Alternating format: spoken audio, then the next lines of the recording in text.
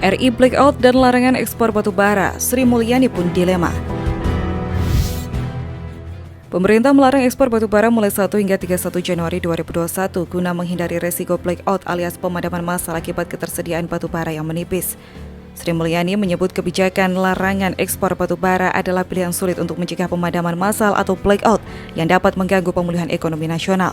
Menteri Keuangan Sri Mulyani dalam konferensi APBN menjelaskan bahwa pilihan yang sulit apakah Indonesia harus blackout dan tetap melakukan ekspor. Namun dengan resiko Indonesia harus mengalami gelap gulita dan pemulihan ekonominya terancam. Kalau listriknya di Indonesia mati dan dia tetap ekspor, ya di Indonesia sendiri akhirnya pemulihannya terancam, kan kayak gitu. Jadi ini pilihan-pilihan policy inilah yang selalu akan dicoba oleh pemerintah dijaga secara hati-hati. Sri Mulyani menyadari bahwa dua pilihan tersebut menimbulkan dilema bagi pemerintah.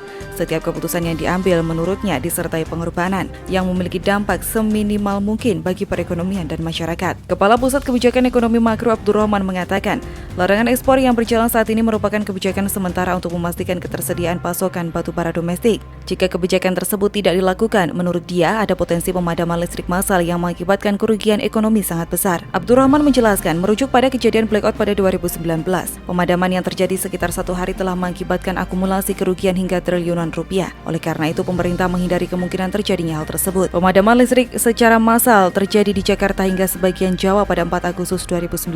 Pemadaman selama 5 hingga 36 jam di berbagai wilayah di Pulau Jawa ini terjadi karena turun drastisnya aliran listrik di saluran udara tegangan ekstra tinggi atau SUTED Ungaran Pemalang 500 kV. Ini kemudian meluas dan mempengaruhi sirkuit Depok Tasikmalaya sehingga terjadi gangguan listrik pada 3 SUTED secara bersamaan yang dikenal dengan istilah N-3. Kejadian listrik mati secara massal ini berdampak pada 21 juta pelanggan.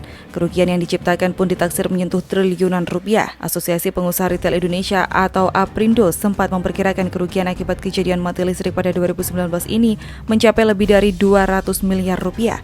Sementara kerugian industri kimia saat ini diperkirakan mencapai lebih dari 300 miliar rupiah. Direktur Eksekutif Core Indonesia Muhammad Faisal juga memperingatkan bahwa risiko blackout terhadap ekonomi lebih besar dibandingkan kerugian yang ditimbulkan jika ekspor batu bara di stop selama sebulan.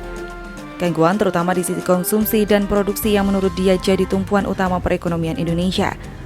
Faisal menjelaskan konsumsi rumah tangga juga memerlukan pasokan listrik, begitu juga investasi dan produksi.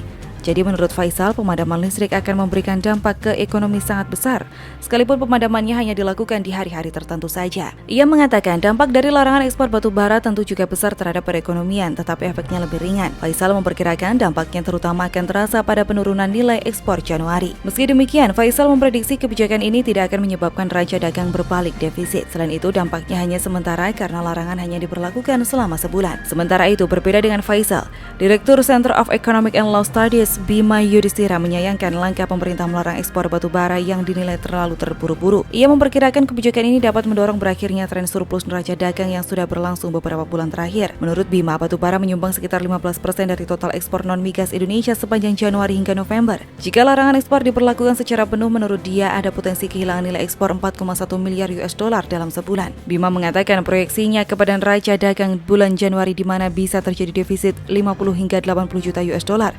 Sehingga surplus perdagangan yang sebelumnya tinggi akan berubah signifikan.